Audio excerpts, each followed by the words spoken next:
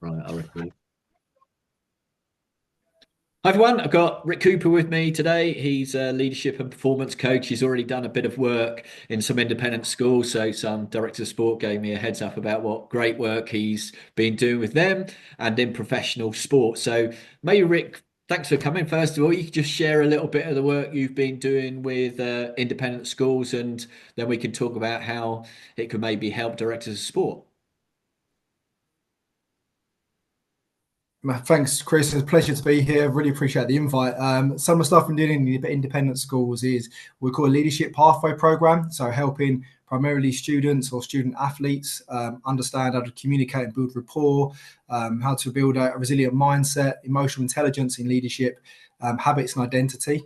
That's sort of gone into many sports departments now. We're helping directors of sports and head coaches in professional sport with vision, values, purpose, and how we align that within our environments.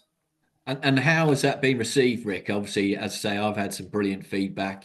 What are the sort of wins for you from what you've been doing in these schools? I think the wins is ultimately what we're all here for. It's just trying to expose as much potential in those we lead, whether that's as a head of department or a head of sport, the responsibility we've got of our assistants, but also the upshot is that next generation coming through, the students, is trying to bring the most out of them we possibly can through the use of emotional intelligence and coaching skills. And obviously, we've got you booked in for some webinars with ICE Education and a seminar, I think, later this term. Um, Maybe you can sort of share what are you going to talk about today and how particularly you think that would help directors of sport. Yeah, today I'd like to just quickly touch on vulnerability versus invincibility. Like I know what it's like to lead, and a lot of the feedback we get from DOSs and in pro sport is this relationship with sometimes we believe vulnerability it to be weakness, or we believe it to be like we have no authority or a lack of authority, like we don't have control. And then we put this guard up, this armor, and we hide behind words like I'm a perfectionist or winning is everything. We do anything to win. And unconsciously, what we're really looking at there is that vulnerability is the judgment of other people. That we ultimately don't want to sit there and believe that our vulnerability is linked to what other people think of us. So we can hide behind these masks of perfectionism. So more detail, more data, making sure we're prepared. We work late into the night. We wake up early, doing more and more and more, and to not feel vulnerable. And the flip of that is we've never been more vulnerable than when we're chasing, hiding our vulnerabilities because there's always something left to find. So we're always looking over our shoulder. The more we chase perfectionism, or the more we think that all we do is try and create environments that win, it just means there's something left. Where the irony is, if we actually sit in that vulnerability and share that, we become invincible and we sleep better at night and we don't feel the need to be working past midnight because there's nothing left to find in us when we're able to bear all of who we really are and build that human experience and connection with those around us. I think that's so true. And obviously, I do a school visit every week. And I think that is the common issue for a lot of directors of sport is time, efficiency, and not thinking that just because you're the first in every day and you're the last out, that necessarily you are doing a good job. And as you say, the idea Yeah. around perfectionism. So what's your definition of perfectionism, and why is it not attainable? Yeah, I think perfectionism. My idea of perfectionism is and we've all been there and done this. Perfectionism is the part of us that's so fearful of what others think of us that we have the connotation to keep chasing. Hmm. Um, we'll chase and chase and chase, trying to hope that we are good enough and that Hmm. others deem us to be good enough. And that's an exhausting race to be running, Chris. It is. I mean, I said to you before we started, one piece of advice I was given early on as a director of sport is that you don't possess the God particle. We don't know everything, but you know what? In our team, if we share with our heads of sport or our coaches or even our pupils, between us, we probably will have the answer. So, could you maybe share, Rick, some practical advice that you've given to directors of sport, or tactics or techniques, that can help them with this? Yeah, I think a lot of this is why we don't lean into more vulnerability and we chase perfection is fear. And fear is linked to people pleasing, it's the judgment of others, it's the wanting to be accepted or at the very least not be rejected. And we must bring this fear into our awareness as a director of sport, whether we sit with a loved one, whether we if we really have created a team around us that we deeply trust, then we need to bring that into awareness of going, do you know what? Right now I'm feeling under the pump. I think maybe I could be clear on our vision. I'm leading us. Mm, Am I crystal clear? I need your help. I'd love to collaborate with you.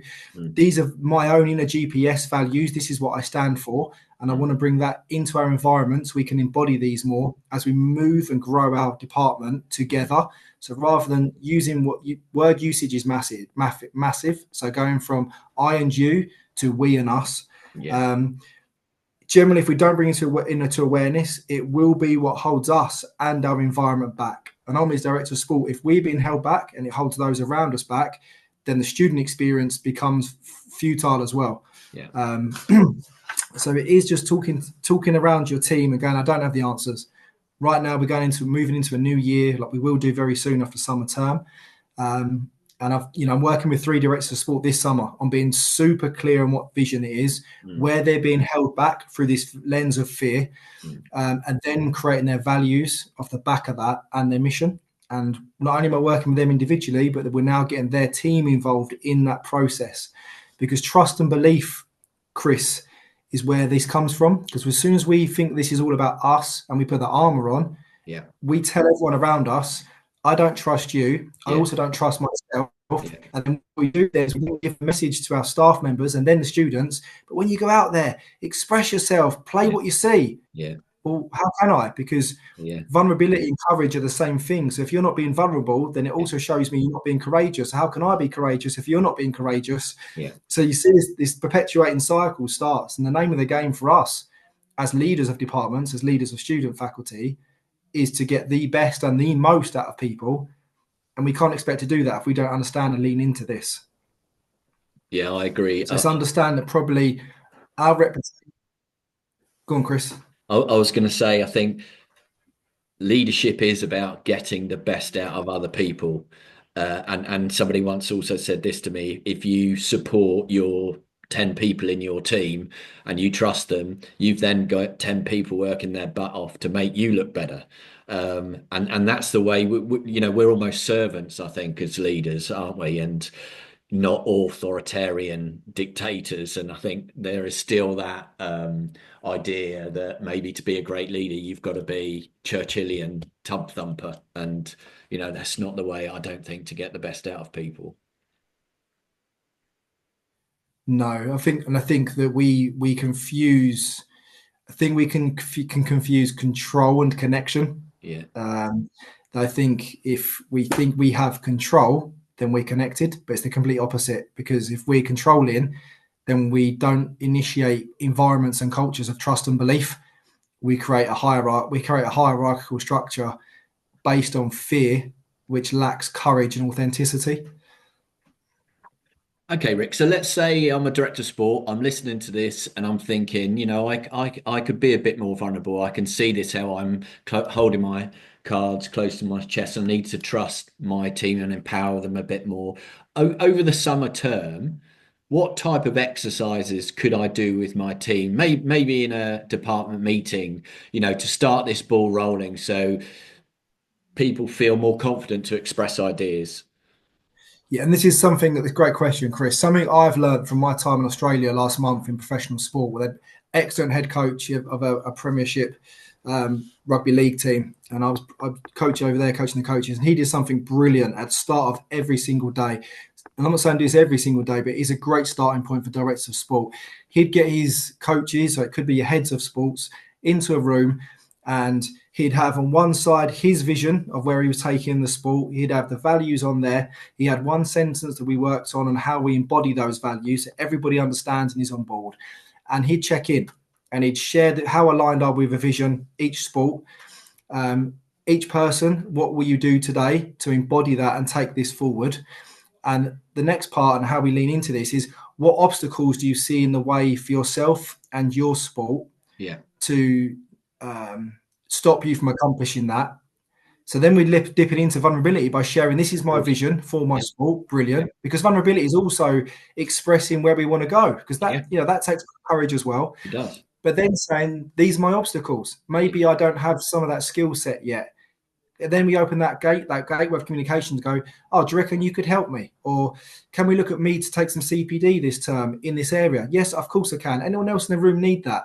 Okay, brilliant. What can I do then as your DOS to facilitate you growing this summer term? Yeah. So all of a sudden now we understand that vulnerability is courageous. It can be positive. It isn't like, oh, we're all going to hold hands and Yeah. shout woo woo, you know. But that's how we can start it. And then when we understand them obstacles, then we have the answer. The next question's got to be brilliant. Now I understand what my obstacle is. How can we help each other overcome that? That Yeah. aligns with the vision that we're going towards. Yeah. I So that'd think, be a yeah, I good think start point. what I like about that as well is, sometimes the vision seems a long way in the future, but as you said, there's something we can all do every day, isn't there? To, even it's just drip, drip, drip. And then the other thing I like is, you know, as a leader, you say, right, how can I help you? What can I do to make your job easier or better? And while we're here, you know what? I could really do some help about X, Y, and Z. So who can help me? But also I'm there for you as well. And once you've got that environment, it's brilliant, isn't it?